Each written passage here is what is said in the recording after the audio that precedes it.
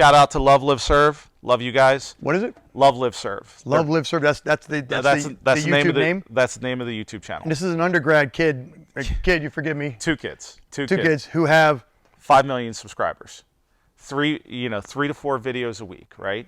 So they already had it down, right? Like they had their. What business are we in? We're in the wrong business, apparently. Can we bring back those TikTok dances or something? I don't know. So can I do something?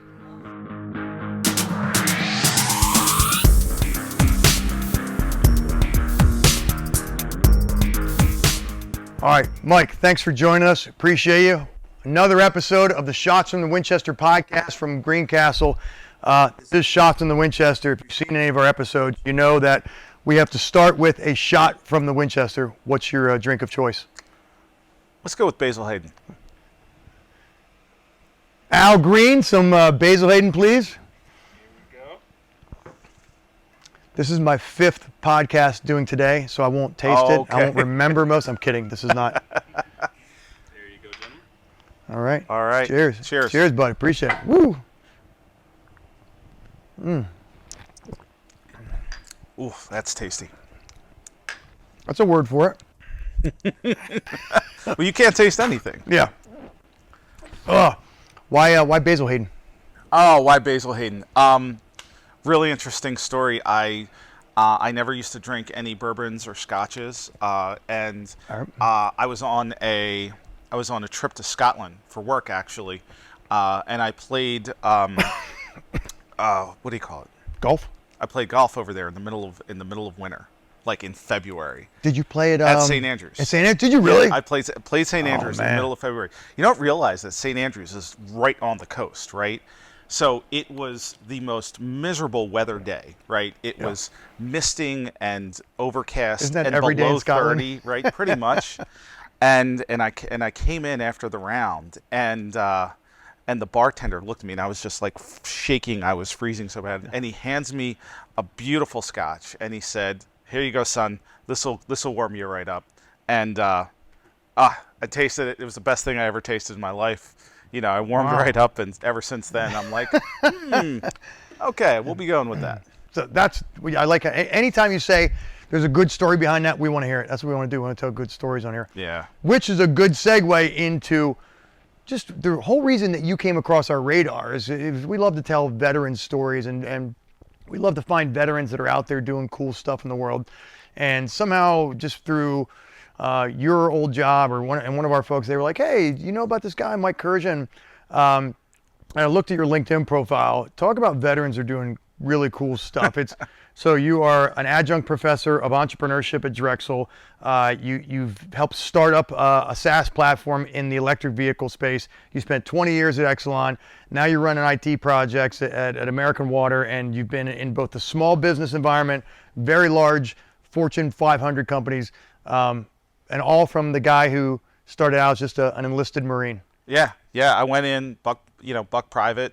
Came out, graduated private. I did my 5 years in the Marine Corps, on the Air Wing, and did some really, really interesting stuff there. Like what?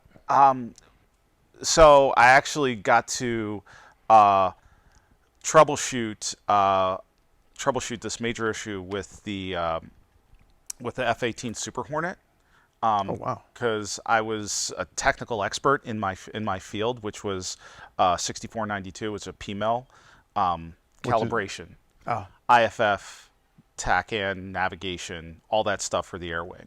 And I got to do some really, really cool stuff with engineers and do reverse engineering of certain components and stuff that I'm not allowed to even remember because it's so classified. But I got to what I think really happened in the Marine Corps, and kind of what's helped me throughout my life is it really instilled in me a love for learning, right? And a love and just this pursuit of constant growth.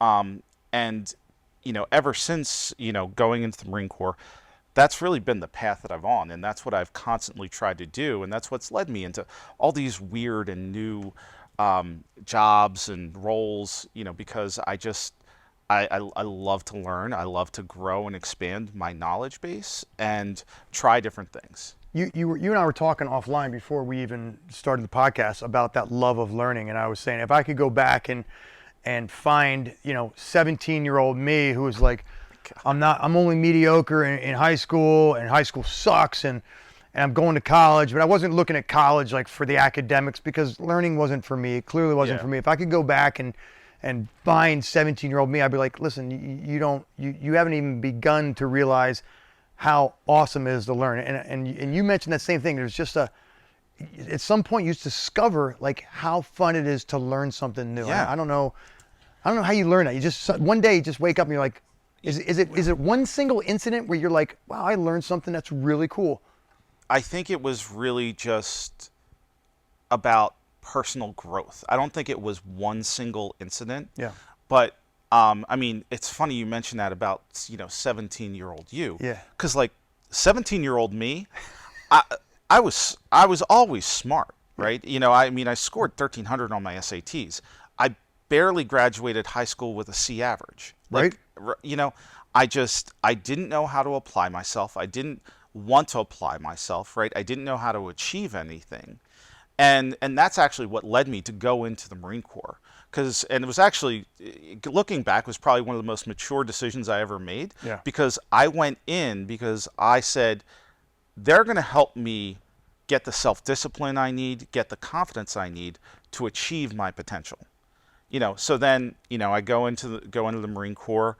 I had one of the hardest schools in the Marine Corps. It was a year long. I came out as the honor graduate of that school because, again, I had learned how to apply myself.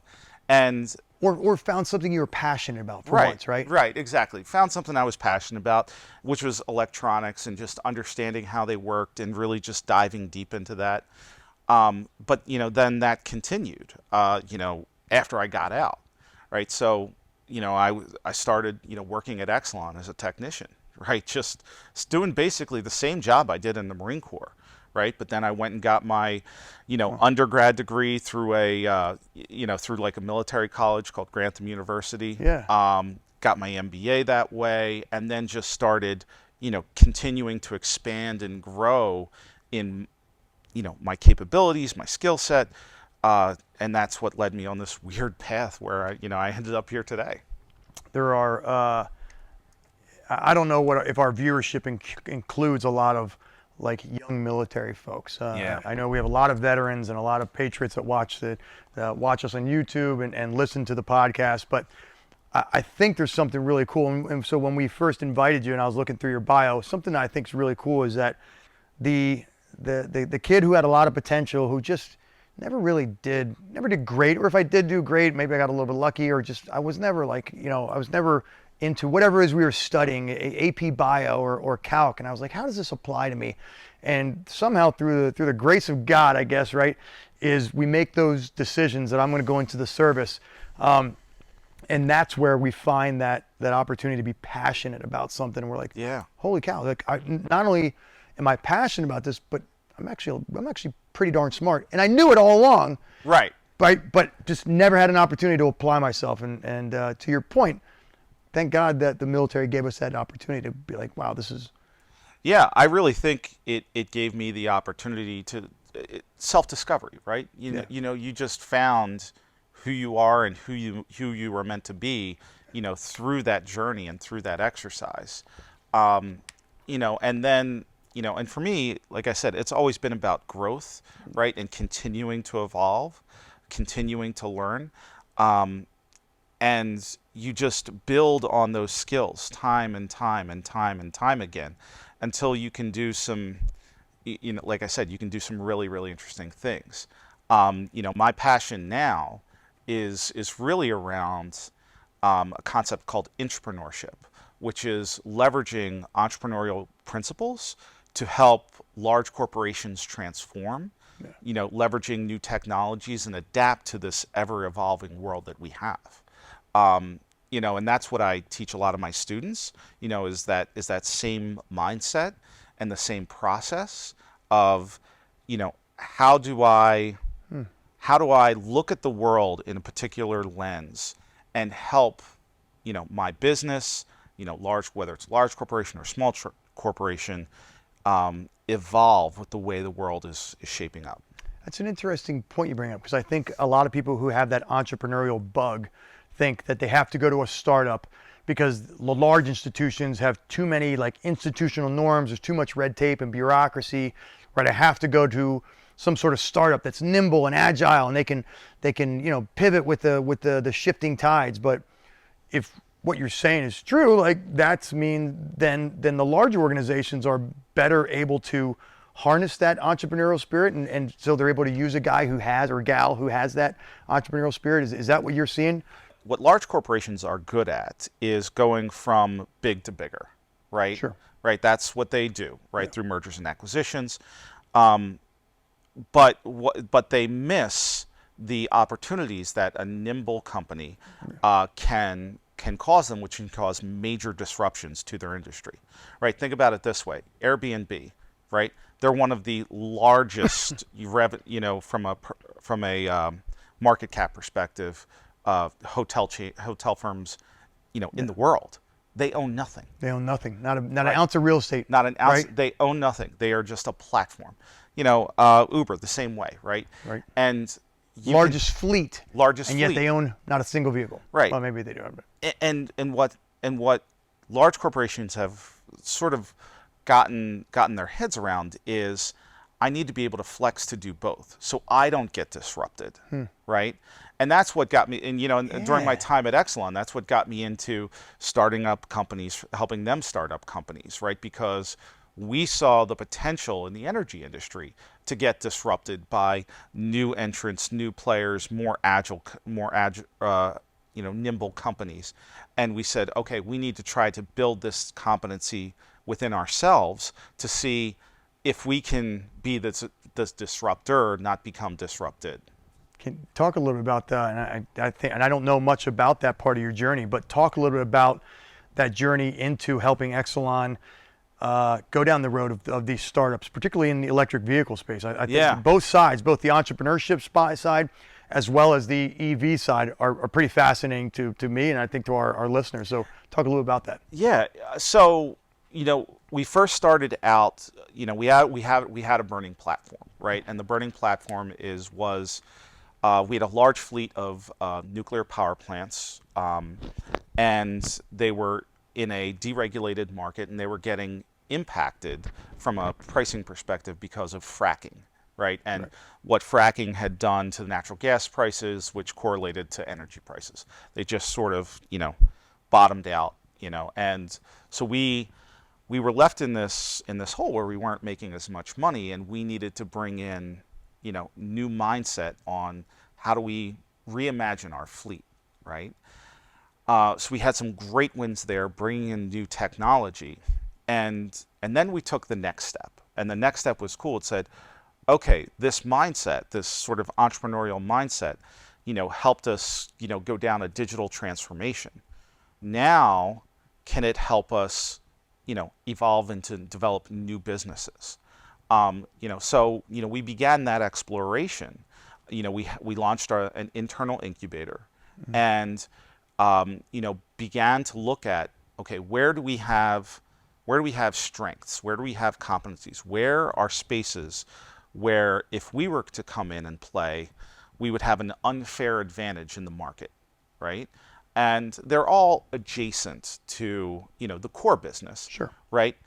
But we wanted to figure out how could we, are there opportunities for us to do some interesting things and do it differently?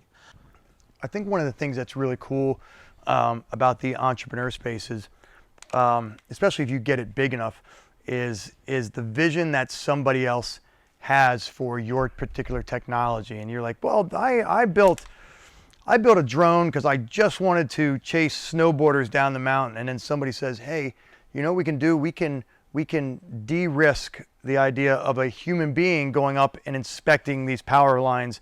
Now we can actually send a drone up to do some function of that.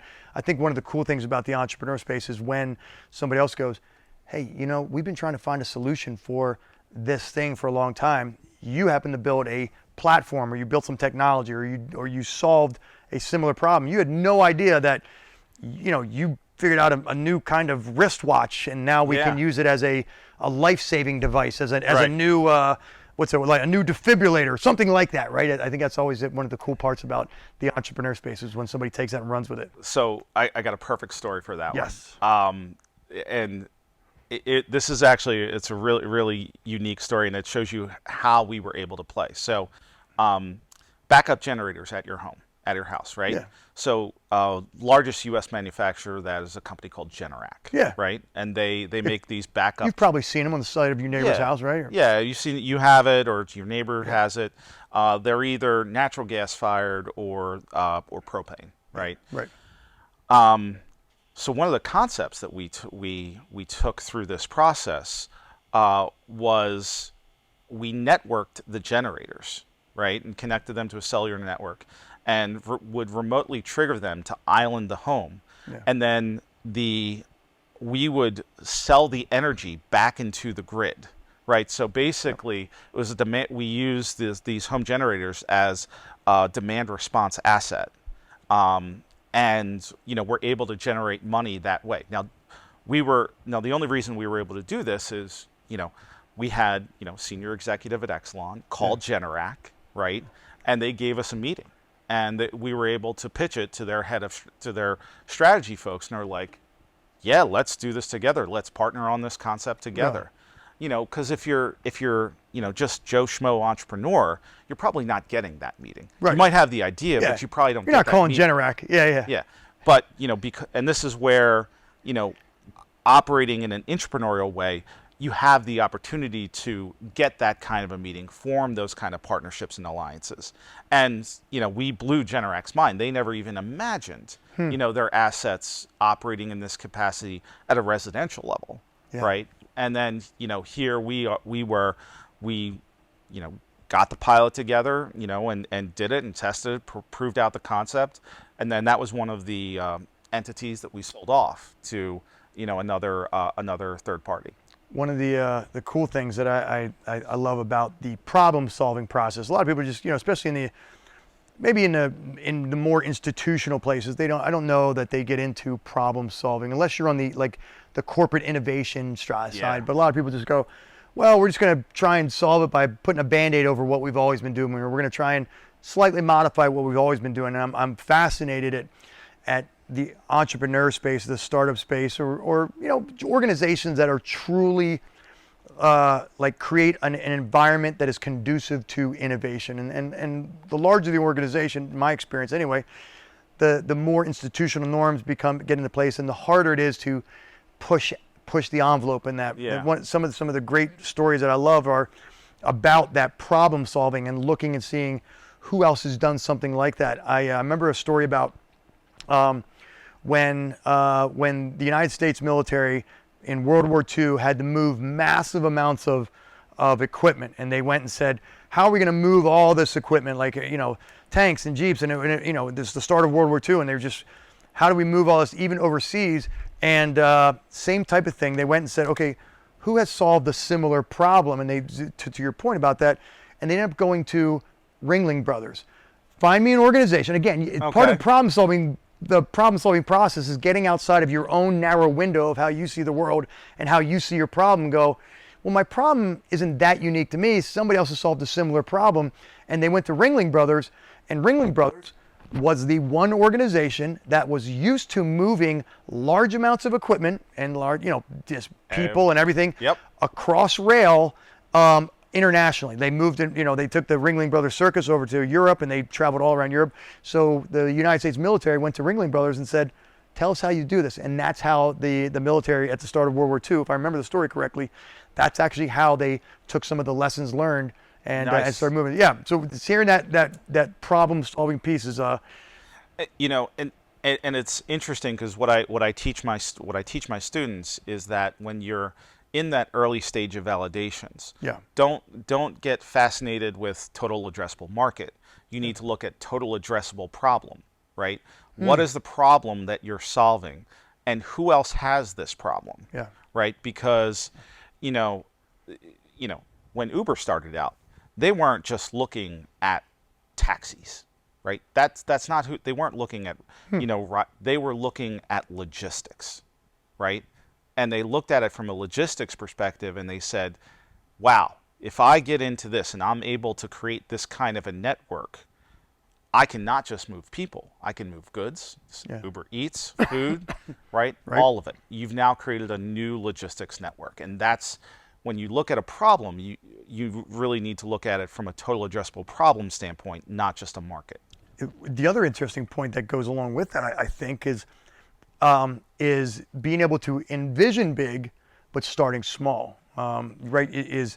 Every mentor for an entrepreneur will say, you need to be laser focused on a very niche problem, right? If you are creating a new watch, don't also try and create a new walkie-talkie and a new clock. Start by being very good at watches.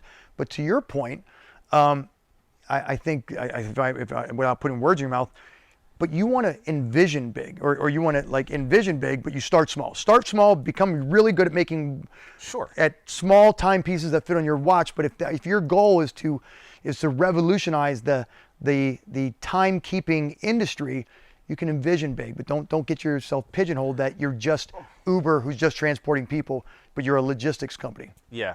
And that's really it. It's when you're validating things, you want to validate it on a small scale. But you want to create something that has the ability to scale, right? And the ability to scale not just, to solve, this little niche problem, but to solve many problems, right? Because that timepiece, right? What I think Apple did really well with that timepiece is they realized, oh, now you've got a computer on your wrist. Right? Now I can help you track health data. I can help you, figure out your sleep cycle, right? They've got this sensor that's constantly attached to you.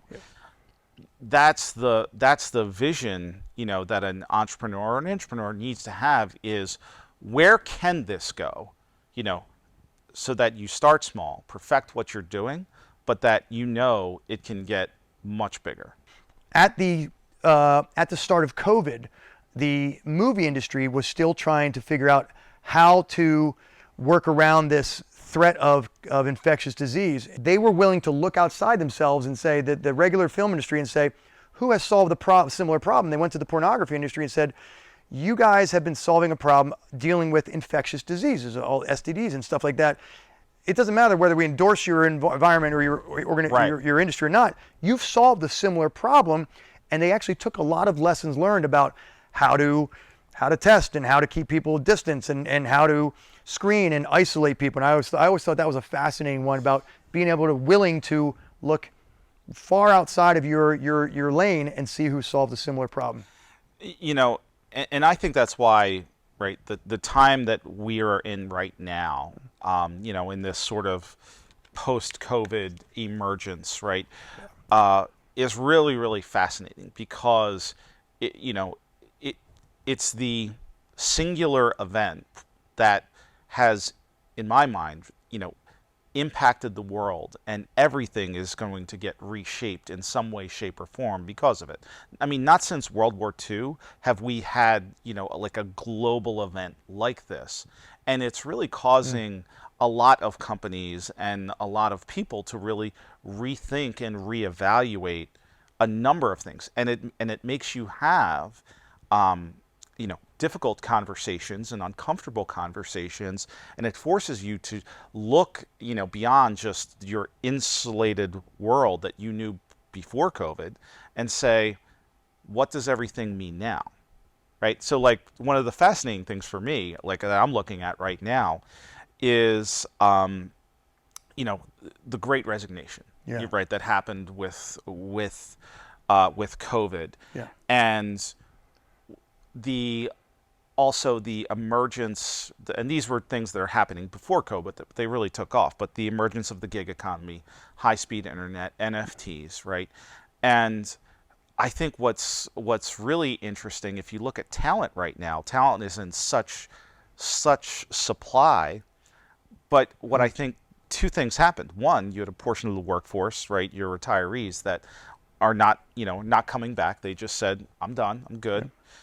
And then you have all these young people, right? And all these young people are gig economy, maybe they've got a YouTube channel, and they're making enough on all of these other things where they're never going to apply for a normal job, ever. So on the one hand, you have this great recession where, people are reevaluating their lives and saying, okay, I want to go do something I'm passionate about. And two, you don't have workers that are beating down the door trying to get those jobs because they're like, dude, I make 80 grand a year, making, on my YouTube channel, with between brand endorsements and ad revenue. What do I need to do? Like, why do I want to change this? Do you think we come back? I'm talking to a professor of entrepreneurship. This is like I want to pull on that thread a little bit. Do they come back? Is there some point where they're like, no, I actually got to pay for mortgage and I have 3 kids and I actually need to get a job that pays commensurate with where I should be? I mean, I think I use the word should be. Yeah, I think some come back, but I think a lot of people just say, no, I'm gonna make it some other way. Like a little bit of a lifestyle business, right? Lifestyle business, right? So, again, like let's say you're a travel blogger, right? Let's say you're a travel blogger. You can travel for cheap, right? And they can create a lifestyle around this where that's what they do is they travel, they do blogs about the places that they travel, and they make just enough money. Look at, there are YouTube channels out there about RVing, and people just talk about RVing. Right? And that's what they do, and that's their lifestyle. And they can monetize this. And they can monetize it. I mean, that's what the internet, that's what, ad revenue on social media platforms, that's what's enabled people to actually make this kind of a decision, right? And they're not beating down the door to go back to any kind of normal job.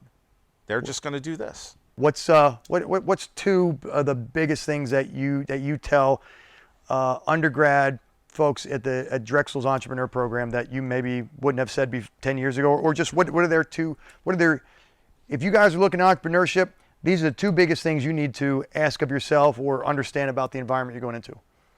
I mean, one thing is I always try to tell them to have a global view, right?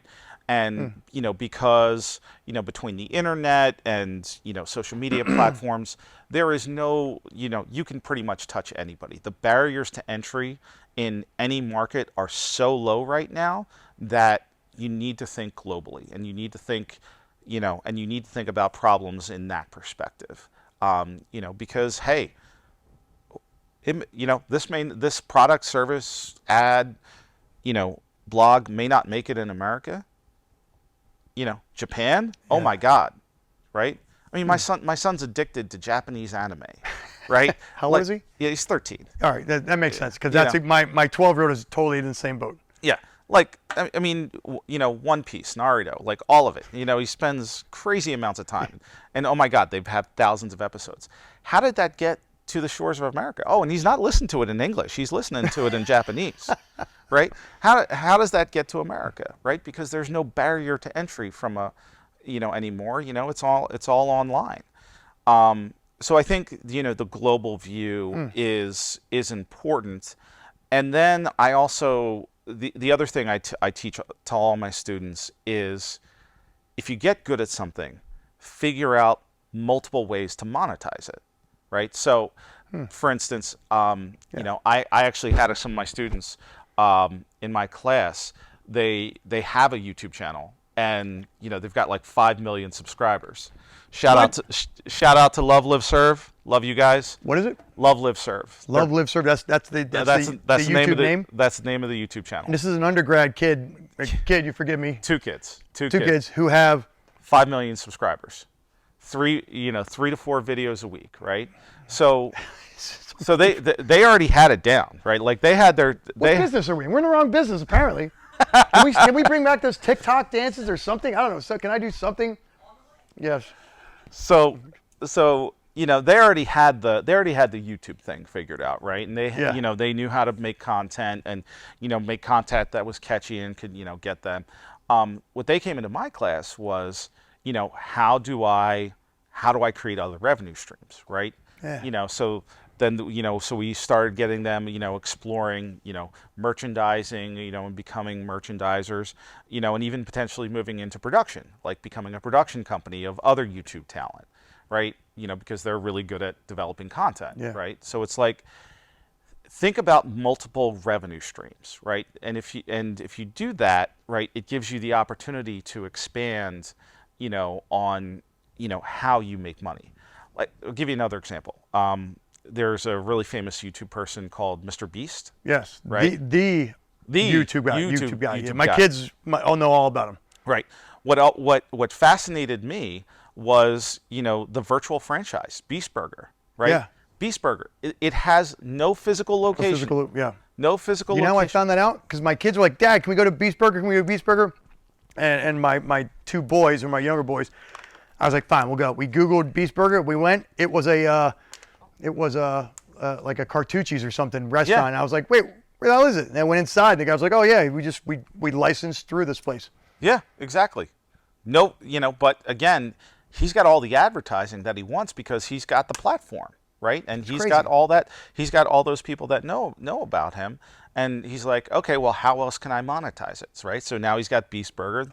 I think they actually just opened their first physical location. People camped out for like 70 Crazy. hours or something insane. Yeah. He's got Beast Candy or something like that. Yeah. Like he did the Willy Wonka thing, right? But that's how you. He knows what he's doing, obviously, Yeah. because my 9 and my 12-year-old boys are asking me all the time, can we go to Beast Burger? Can we buy Beast this, Mr. Beast that? Yeah. He's obviously knows he's got the corner on the market. Right, but it's the mindset, right? So he wasn't just thinking, he wasn't just satisfied. It's like, okay, I've got all these YouTube subscribers, right? How else do I monetize Mr. Beast, right? Yeah. How do I take this thing global, right? And it looks different, right? And you just don't pigeonhole yourself into, this is my myopic lens, what I see the world. There's so much opportunity by leveraging, and building upon what you started. Totally, related question, but not even where I thought we were going to go. Every kid today wants to become, or every video is going to go viral. This is going to go viral. Every kid wants to be Mr. Beast or the Dude Perfect guys or something. But we all know that they're like the unicorns, like the Apples and the Teslas of the world. What's part of the secret? This is a loaded question. What's part of that secret to success, to being YouTube famous, or being able to gain some traction to where you're able to monetize that?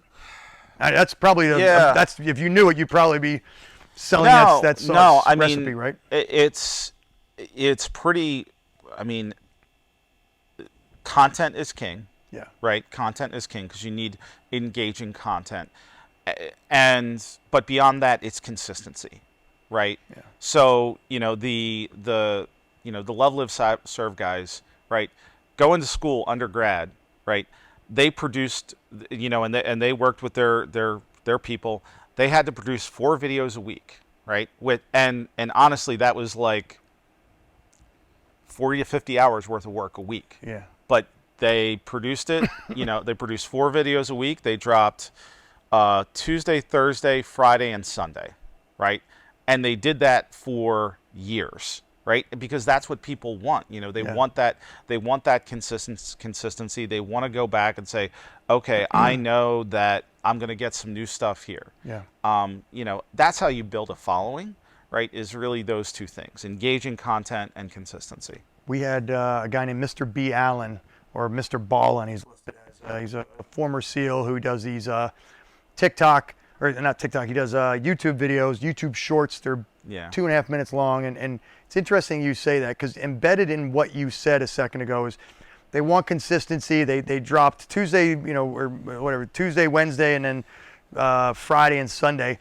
That consistency, that's almost a masked word for, you got to be willing to put in the grind. And and I bring it up because when we had Mr. Ballin on the podcast, he said his words, "Nobody's gonna fucking outwork me." That was, he said, and true to form, he's grown from, when we had him on, he was 700,000 subscribers, and now he's at 6 million or something like that. But he's only gotten there because he's just been willing to put in the time, put in those 12-hour days, and just grind and just grind and grind. And to your point, you got to be consistent and all this, but that's almost a a synonym for you got to be able to put in the grind. Yeah, and you know, it ain't gonna happen overnight. So I watched the video on YouTube about story about Kobe Bryant. Right? Yeah. Did you ever hear this one? No, go ahead.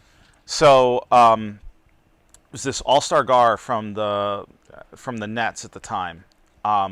He went into the gym to, you know, before the game to get a workout in. Yeah. You know, and Kobe was there. You know, and you know, working on his game. Right. So guy put in an hour. Yeah. Right.